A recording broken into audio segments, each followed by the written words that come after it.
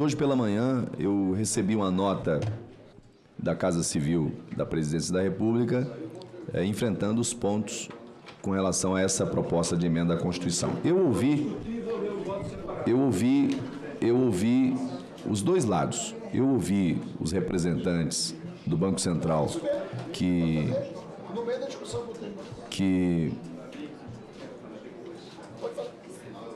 Eu ouvi os representantes do Banco Central que defendem a proposta, suas razões, os fundamentos. Ouvi, inclusive, diretores do Banco Central, inclusive diretor indicado pelo presidente Lula, e que esteve no gabinete defendendo a proposta de autonomia financeira do Banco Central. E ouvi também os representantes sindicais que são contrários a essa proposta. E para ser honesto com o que falei, com o que tratei com todos eles, eu disse que existem pontos que aqueles que são contrários, pontos de preocupação, que eu acho que são pertinentes. São pertinentes. Agora, são pertinentes para discutir na fase certa, porque depois da aprovação dessa emenda constitucional nas duas casas e da sua promulgação, ela não entra em vigor para gerar mudança na estrutura ou na política do Banco Central. Será necessário, por derivação da própria emenda constitucional, por comando do texto constitucional, a aprovação de uma lei complementar, disciplinando justamente o modelo que será adotado. Então, e muito daquilo que foi apresentado para mim naquele momento é justamente o campo de atuação da legislação complementar e não da proposta de emenda à Constituição. Hoje eu peguei a nota que veio da Casa Civil, me parece que fizeram com muita pressa, porque nem os erros ortográficos tiveram tempo de corrigir. Confiaram que o senhor o faria? Não farei. Eu vou apenas fazer algumas ponderações em relação aos pontos que apresentaram. Falaram aqui inviabiliza o arcabouço fiscal com impacto primário de cerca de 125 bilhões na PILOA 2025, submete o orçamento às variações cambiais. Bom, as relações financeiras entre a União e o Banco Central, regidas pela Lei 13.820, serão recepcionadas pela PEC e permanecerão em vigor. Portanto, não há prejuízo. Logo, não haverá mudança no resultado primário, nem despesa, nem receita. Isso está claro na PEC. Inclusive, a PEC trará espaço fiscal próximo a 5 bilhões, a conta do próprio Banco Central é de 5. O relator pode chegar a 6. Ao orçamento, porque retira dele os gastos com custeio e investimentos do Banco Central. Outro ponto.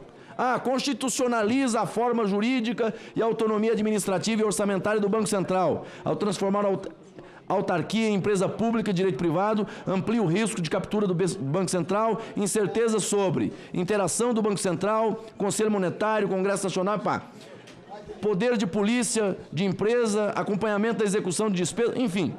Bom, o fato de ser por emenda constitucional e não por lei complementar, como foi a 179, é uma escolha política. Porque você tem uma situação em que, na emenda constitucional, você tem um quórum qualificado, muito embora na lei complementar também. Você tem que ter 41 aprovando, no caso do Senado Federal. Mas é uma escolha política. E esse é justamente o escopo da PEC. Manter e ampliar sua autonomia. Porque aqueles que são contra a autonomia, são contra a autonomia administrativa e são contra a autonomia decisória do Banco Central. É preciso dizer claramente. Então, se fosse meu pai falando, ele dizia assim, essas desculpas esfarrapadas, elas não pegam, elas não colam. Então, quem é contra por ser contra, ok, eu respeito. Agora, dizer que a PEC é um instrumento inapropriado para fazê-lo, com todo respeito, isso não tem amparo constitucional. Ao retirar do Banco Central, o Banco Central da LOA, tensiona contra a conta única do Tesouro, conquista que organiza as finanças públicas e pode induzir futuras mudanças em casos semelhantes. É a afirmação que a Casa Civil está fazendo. Aqui tem uma verdade. É algo que, em parte, é verdadeiro. Porém, o prejuízo de capturar politicamente o Banco Central por governo de ocasião é quantas vezes maior do que isso. Uma fala de Lula sobre o presidente do Banco Central faz o dólar saltar de 5,56 para 5,70. Aparece milionário do dia para a noite.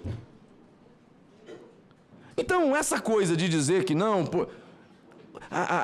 as oscilações da falta dessa autonomia gerou ao longo do tempo os maiores prejuízos, não ao Banco Central, pura e simplesmente, ao povo brasileiro, à sociedade brasileira. Então esse argumento, ele é um argumento falacioso e que não para de pé. De todo modo, é prerrogativa justamente do Congresso Nacional discutir e aprovar tais medidas. Ele diz aqui na nota que retira a capacidade do Executivo de aprovar o orçamento do Banco Central, limitar o gasto pessoal do Banco Central. Novamente, essa é justamente a intenção da proposta de emenda constitucional, dar autonomia administrativa ao Banco Central.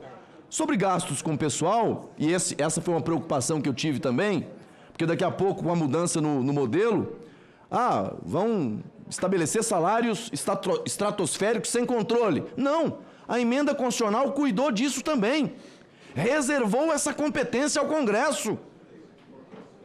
Então, não há, também, essa preocupação também, ela não para de pé, né? Poderá ter essas mudanças, claro, com aval do Congresso. O orçamento vai ser aprovado por quem? Pelo Congresso. Então, é um argumento que não subsiste. Eleva o indicador da dívida bruta do governo geral, ajuste apenas contábil, mas que produz dano à imagem de sustentabilidade da dívida. Aqui é irrelevante, porque se trata de conceito, não de dívida em si. O mercado não terá dificuldades com isso. O mercado tem dificuldades com o falatório fora de tempo, com os ataques ao presidente do Banco Central e para mudança de foco. Porque tenta colocar o foco no presidente do Banco Central para desfocar o foco da irresponsabilidade do governo, que leva a um ambiente de insegurança, de fuga de investidores, aos problemas econômicos que nós temos. Por fim, insegurança jurídica sobre o montante do limite de gasto do Banco Central, que sai da LOA. Bom, não configura insegurança jurídica. O Banco Central se tornará empresa pública, com orçamento submetido à aprovação do Senado Federal e fiscalizado pelo Congresso Nacional e pelo Tribunal de Contas da União. Aonde é que está o problema? Então, senhor presidente, eu, com todo respeito, eu poderia continuar falando da nota que a Casa Civil mandou, falando mais de que assim, a nota ela foca mais questões que nada tem a ver com a proposta, e é uma escolha política. E a escolha política eu respeito. O governo é contra a autonomia do Banco Central. Todo dia Lula amanhece olhando e imaginando, temos que derrubar o presidente do Banco Central.